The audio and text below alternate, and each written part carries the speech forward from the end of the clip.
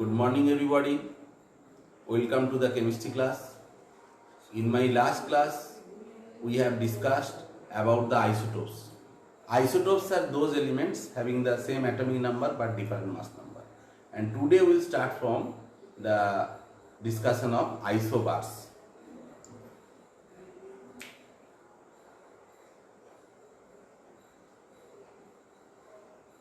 So, isobars are atoms, okay, of different elements with the same mass number but different atomic numbers. They are called isobars, okay. We can give example of calcium and argon. Calcium 20 and 40 and argon, that is 18 and 40. So in this case their mass number is same but they are different elements having the atomic number in case of calcium 20 and argon 18, okay. So they are called isobars. Another example we can give that chromium and iron. Chromium and iron. Chromium will be 24 and iron will be 26. Okay, both having the mass 54. Okay, so in this case they are also called isobars. Okay. Now these isobars have different atomic numbers. Okay, and they also have different number of electrons, so their electronic configuration and valence electron will be different. So definitely their physical and chemical properties are different. Okay. Next we will discuss isotones. Isotones means same Newton, same number of Newton. The atoms have same number of Newtons are called isotones. Example we can give that C614 and O816.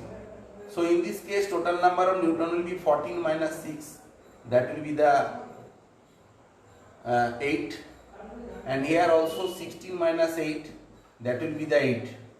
Okay, in the both cases the total number of Newton is same, so they are called isotones. And next we will discuss the another new topic that is called chemical bond. Chemical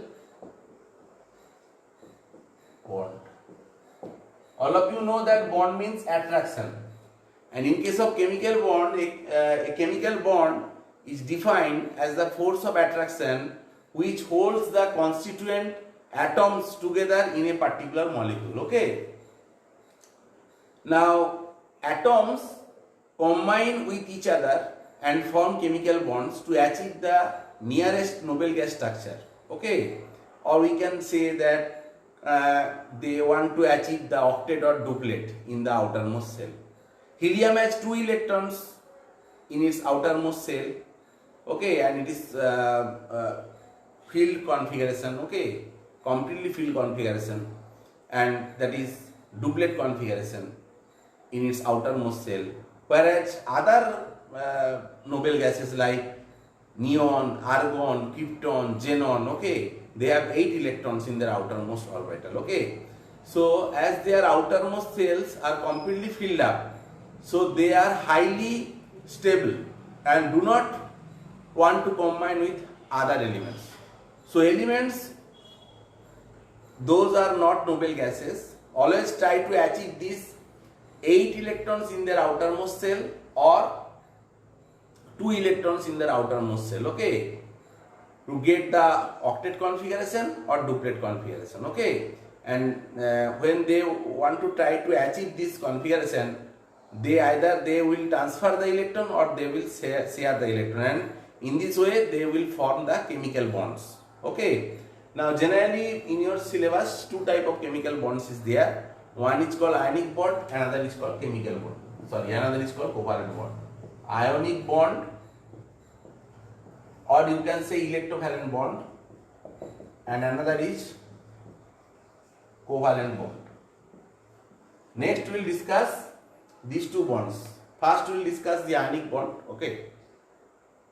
Now what are the ionic bonds or electrovalent bonds? Okay, these bonds are generally formed by the transfer of one or more electrons, okay, from one atom to another atom. Okay, and this type of bonds are called ionic bond, and the ionic bonds presents in a particular compound are called ionic compounds or electrovalent compounds. Hope you can understand. And if the bond is formed by sharing of electron between two or more atoms, okay, then this type of bond is called covalent bond. If I give one example, you can easily understand. Suppose if there is sodium atom, okay, in case of sodium atom, you know the electronic configuration, that will be 281.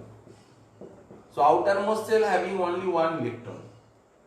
And if you think about chlorine, its electronic configuration will be 287.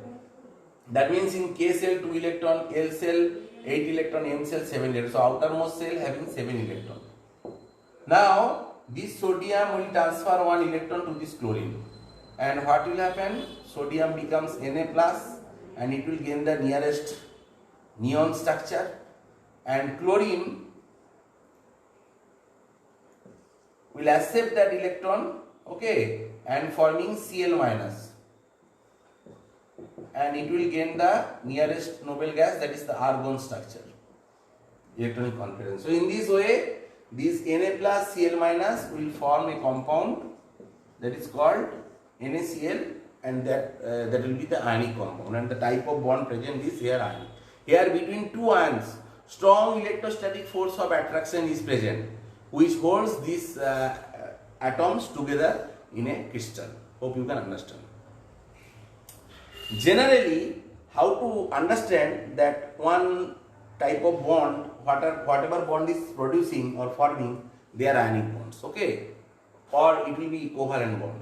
Generally, atoms of metallic elements having the 1, 2, 3 valence electrons can lose electrons, okay, to atoms of non-metallic elements having the electron 5, 6, 7 electrons respectively, okay, in their valence shell.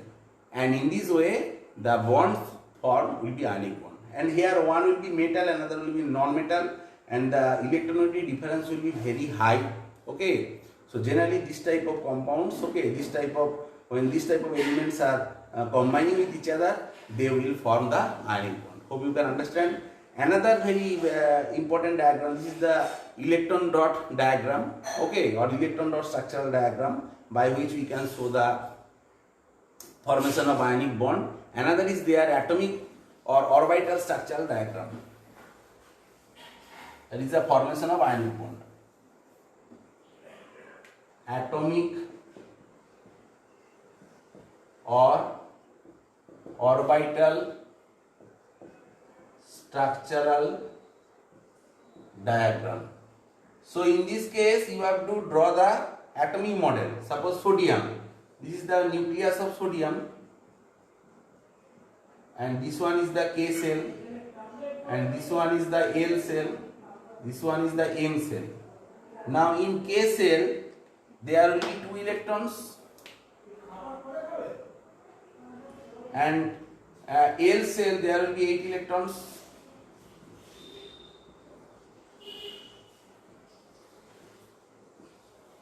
and definitely M cell there will be 1 electron, and this is sodium, and this electronic configuration is 281.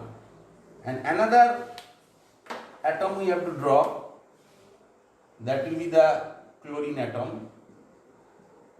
So here also first cell is the K cell, then L cell, then there will be M cell, okay. So here also this is the chlorine atom, okay. Here the electronic configuration is 287. So here in K cell 2 electron is there, and here L cell,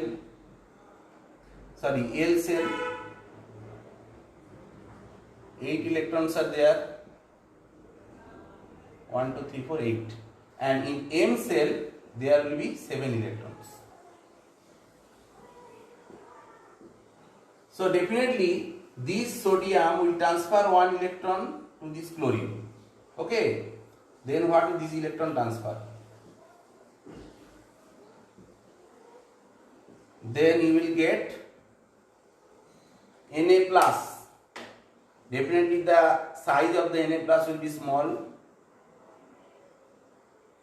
because now it has only two cell, K cell and L cell.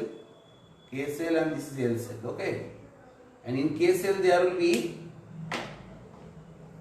2 electron, and L cell there will be 8 electron.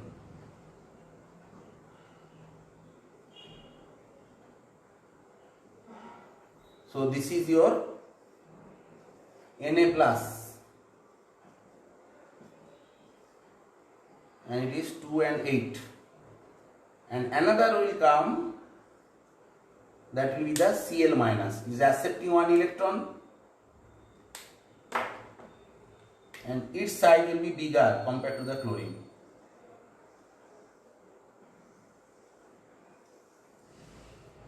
Okay. Now this is minus.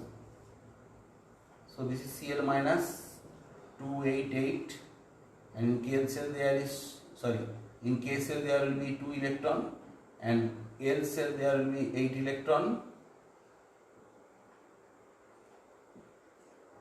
1, 2, 3, 4, 5, 6, 7, 8, and this M cell also having 8 electrons. Okay, so in this way we can represent the formation of NaCl, that means one ionic compound, okay, by the orbital structural diagram. This is very important, okay, or we can tell orbit structural diagram. Better you write not orbital, orbit structural diagram, okay, atomic or orbit structural diagram, okay.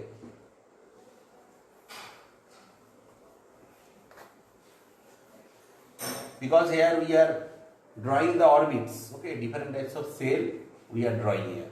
Hope you can understand. Next we will discuss another compound, okay, that is in your syllabus, magnesium chloride. Magnesium, total number of valence electron will be 2, its electronic configuration will be 282, and chlorine, okay, 2 chlorine atom is required, okay, and here each containing 7 electrons. So its electronic configuration is 287. Then how electron transfer will take place? Magnesium 2 electron, this side you draw 1 chlorine and left side 1 chlorine you draw. Now this 1 electron will be transferred to 1 chlorine, and another electron, valence electron magnesium will transfer to the another chlorine. Finally you will get this Mg2 plus and Cl minus. 2 plus you write in outside, you have to maintain only one convention, and here this is also Cl minus, and 8 electrons are there, okay. Now by strong electrostatic force of attraction it will forming MgCl2. So this is your electron dot structural diagram. And orbit structural diagram you can draw in the same way. Already sodium chloride orbit structural diagram we have shown to you, okay. And in case of magnesium chloride, the valency of magnesium is 2 and chlorine is 1, and magnesium is transferring 1 electron to 1 chlorine and another electron to another chlorine. In this way, after this transfer, so magnesium has 8 electrons in its valence shell, and chlorine, 2 chlorine has 8 electrons in their valence shell. So magnesium attains the neon structure, electronic configuration, and chlorine gains the argon structure. In this way magnesium chloride compound is formed. Next we will discuss the formation of calcium oxide. Okay, and calcium, its electronic configuration will be 2, 8, 8, 2. So outermost cell it has 2 electrons, and oxygen will be 2, 6. Outermost cell containing 6 electrons. So definitely what will happen? These 2 electrons will be transferred to the oxygen, and calcium will form calcium 2 plus, and oxygen will form oxygen 2 minus. So now it is 2, 8, 8, that it attains the argon electronic configuration, oxygen attains the nearest neon gas configuration. In this way it will form calcium oxide. Okay, this is the electron dot diagram structure, okay, or Lewis structure diagram. So by this you can easily represent the formation of ionic compound. Here we have discussed that calcium oxides, okay. And in the formation of an electrovalent bond, the electropositive atom generally loses that electron, and the non-metal, okay, or we can say electronegative element, okay, or electronegative atom, that is gaining the electrons, okay. So when one atom is losing electron, definitely, or transferring electron, definitely it is oxidation process. And when another electron is accepting electron or gaining electron, definitely it is a reduction process. So overall, that formation of an ionic compound, we can tell it as a redox process. Okay, we can show you one reaction, then you can easily understand. Suppose sodium metal is reacting with chlorine gas.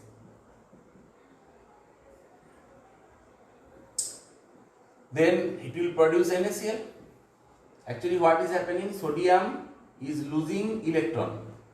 Okay, or this side we can show you, it is forming Na plus electron. Okay, so this is oxidation process, and Cl is accepting one electron, forming Cl minus. Definitely it is a reduction process. So overall, it is a redox process. Okay, that means both reduction and oxidation takes place. Okay, so just here one balance equation we have written. So here you write 2 Na, so it will form 2 Na plus and liberation of 2 electron, and it is 2 Cl. Okay, that Cl bond will break, it will form 2 Cl and accepting 2 electron, forming 2 Cl minus. So in this way, that NaCl will be formed. Hope you can understand what I told. Okay, so this is called reduction process. Okay, and this is called the oxidation process. Hope you can understand. And overall reaction here we can tell that sodium is in zero oxidation state, and here it is plus. So as oxidation number is increases, so this is oxidation, and chlorine is 0 and it is forming -1. Definitely oxygen number decreases. Okay, that definitely it is a reduction process. Hope you can understand.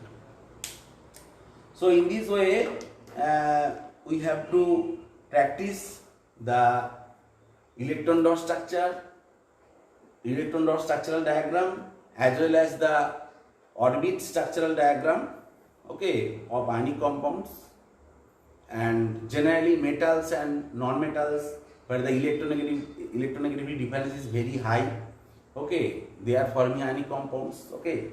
And generally metals having 1, 2 or 3 valence electrons, and non-metals having 5, 6, 7 electrons or 4 electrons, okay, they are generally 5, 6, 7 electrons, they are forming this ionic type of compounds, okay. Actually, if you consider in case of sodium and chlorine, sodium has 1 electron excess, okay.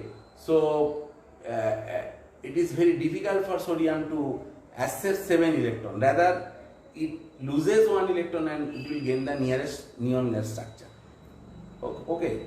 And chlorine has 7 electrons, so it is very difficult to lose 7 electron, okay, but it will be very much easy to accept 1 electron and gain the nearest argon gas structure, okay. That is why sodium is losing electron and chlorine is accepting 1 electron, okay.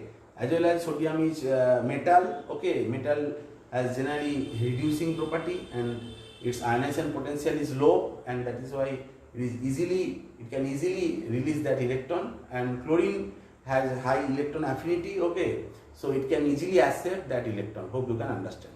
And finally we discuss some properties like ionic compounds, okay.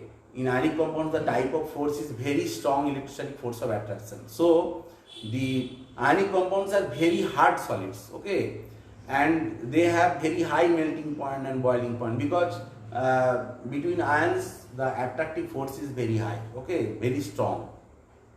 Generally this type of ionic compounds are non-volatile, okay, and if you think about its solid state, okay, in solid state they has no mobile electrons, mobile ions, or it has no free ions. So if you think about the electrical conductivity, that solid NaCl is a bad conductor of electricity, okay.